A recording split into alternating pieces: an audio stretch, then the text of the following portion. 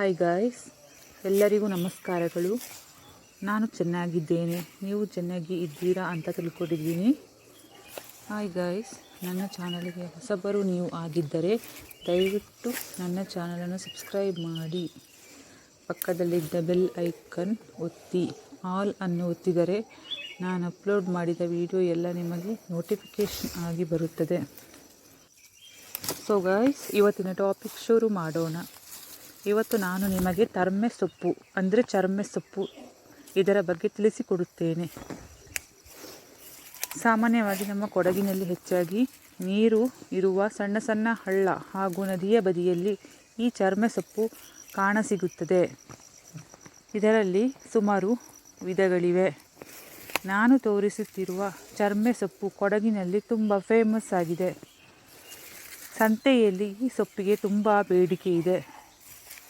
ಬೇರೆ ಬೇರೆ ಸೊಪ್ಪುಗಳಿದ್ದರೂ ಸಂತೆಯಲ್ಲಿ ಈ ಚರ್ಮೆ ಸೊಪ್ಪಿಗೆ ಹೆಚ್ಚು ಬೆಲೆ ಇದೆ. ನಮ್ಮ ಕೊಡಗಿನಲ್ಲಿ ಇದಕ್ಕೆ ಒಂದು ಕಟ್ಟು ಚರ್ಮೆ ಸೊಪ್ಪಿಗೆ 30 ರೂಪಾಯಿ ಇದೆ. ಇದರ ಉಪಯೋಗ: ಇದನ್ನು ಪಲ್ಯ ಮಾಡಲು ಬಳಸುತ್ತಾರೆ.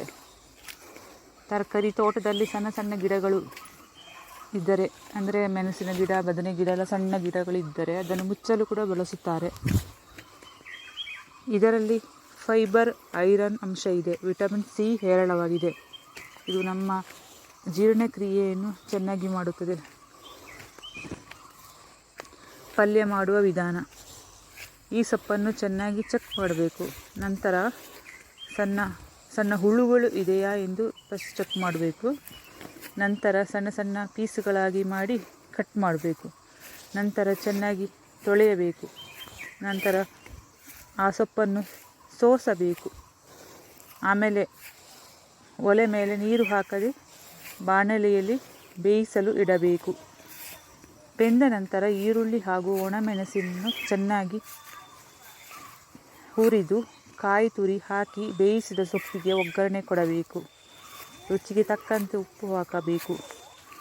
ಚರ್ಮೆ ಸೊಪ್ಪಿನ ಪಲ್ಯ ಈ ರೀತಿ ಮಾಡಿದರೆ ಚೆನ್ನಾಗಿ ಇರುತ್ತದೆ. ಸೊ ಗೈಸ್, ನೀವು ಸೊಪ್ಪು ಬೇಕಾದರೆ ನಮ್ಮ ಕೊಡಗಿಗೆ ಬನ್ನಿ, ಭೇಟಿ ಕೊಡಿ, ಟ್ರೈ ಮಾಡಿ ನೋಡಿ. ಎಷ್ಟು ಚೆನ್ನಾಗಿರುತ್ತದೆ, ತುಂಬ ಟೇಸ್ಟಿಯಾಗಿರುತ್ತದೆ. ಈ ಸೊಪ್ಪಿನ ತುದಿ ಭಾಗವನ್ನು ಮಾತ್ರ ಯೂಸ್ ಮಾಡ್ತಾರೆ, ಎಲ್ಲ ಪೂರ್ತಿ ಯೂಸ್ ಮಾಡಲ್ಲ. ಈ ಮಾಹಿತಿ ನಿಮಗೆ ಇಷ್ಟ ಆದರೆ ದಯವಿಟ್ಟು ಲೈಕ್ ಮಾಡಿ, ಸಬ್ಸ್ಕ್ರೈಬ್ ಮಾಡಿ, ಶೇರ್ ಮಾಡಿ. ಮುಂದಿನ ವಿಡಿಯೋದಲ್ಲಿ ಮೀಟ್ ಮಾಡೋಣ ಗೈಸ್.